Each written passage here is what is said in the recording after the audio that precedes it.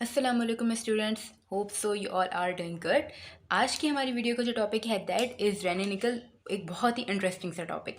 अगर आपसे कोई पूछता है व्हाट इज़ रेनी निकल तो आप क्या बताएंगे? It is basically new born निकल। जैसे कि जब हम हाइड्रोजन गैस फॉर्म कर रहे होते हैं तो जो न्यूली फॉर्म्ड हाइड्रोजन थी उसे हमने कहा था नेसेंट हाइड्रोजन का नाम दिया था। इसी तरीके से यहाँ पर जो न्यूली बॉर्न निकल है उसको हम कह रहे हैं रेनी निकल।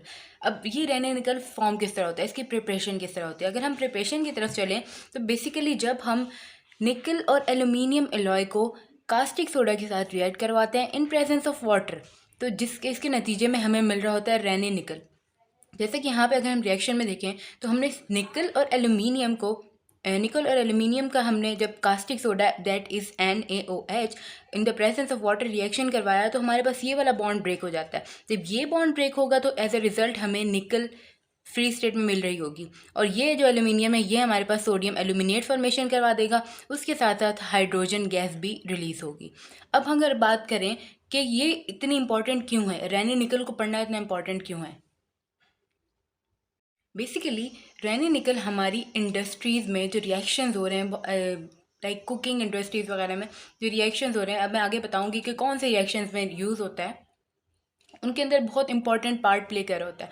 तो एक लार्ज स्केल पर भी हम रेनी निकल को अच्छे से यूज़ कर रहे होते हैं, not just in the laboratories. अगर मैं बात करूँ रिएक्शन की तो रिएक्शन में सबसे पहले रिएक्शन आता है हाइड्रोजनेशन ऑफ अल्केन्स। हाइड्रोजनेशन हमें पता है, हाइड्रोजनेशन मतलब एडिशन ऑफ हाइड्रोजन होने वाला है कहीं, और अल्कीन्स है तो कहीं ना कहीं डबल बॉन्ड ज़रूर प्रेजेंट होगा। So here is your double bond and there it is hydrogen. अब इस हाइड्रोजन को हमने किसी तरह यहाँ पर इनकॉर्पोरेट कराना है।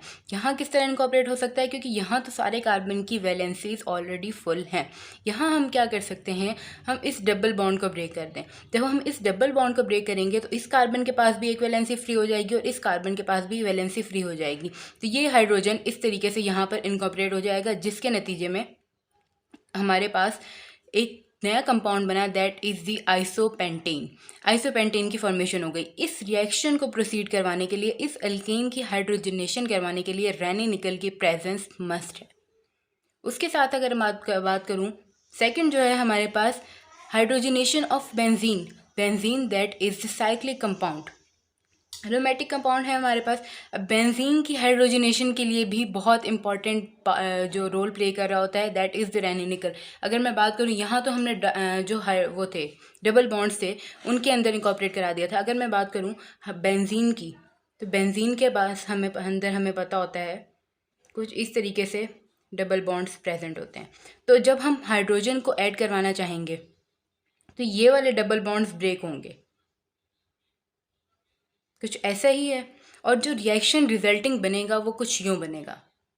सो बेसिकली जो नया रिएक्शन नया कंपाउंड हमारे पास फॉर्म्ड हुआ दैट इज़ द साइक्लोहेक्सेन, जिसके अंदर हमारे पास 6 कार्बन है। ऑब्वियसली जब बेंजीन था तो ये बेंजीन के स्ट्रक्चर है हमारे पास 1 2 3 4 5 6 कार्बन थे।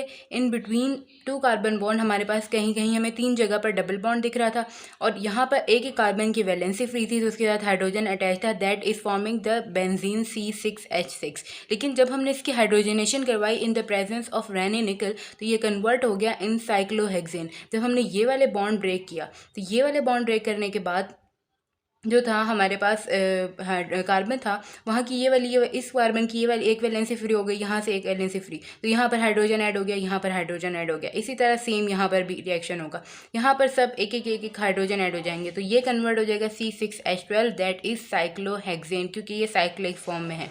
तो बेसिकली ये थे इंपॉर्टेंट रिएक्शंस रेनी निकल के। उसके साथ साथ ये है, अब जो हमने रिएक्शन पढ़ा that is hydrogenation of alkane. Basically ये कब यूज़ हो रहा होता है, जब हम कन्वर्ट कर रहे होते हैं हमारे वेजिटेबल ऑयल्स जो होते हैं उनको कन्वर्ट करते हैं वेजिटेबल घी में।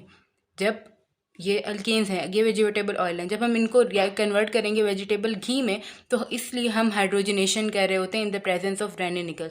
सो रेनी निकल हमारे पास हमारी जो इंडस्ट्री है, कुकिंग इंडस्ट्रीज़ में भी एक इम्पॉर्टेंट रोल प्ले कर रहा है, क्योंकि घी फॉर्मेशन बहुत इंपॉर्टेंट है हमारी फूड के लिए। होप सो कि आपको वीडियो अच्छी लगी होगी। मिलते हैं नेक्स्ट वीडियो में, जब तक के लिए दीजिए इजाज़त। अल्लाह हाफिज़।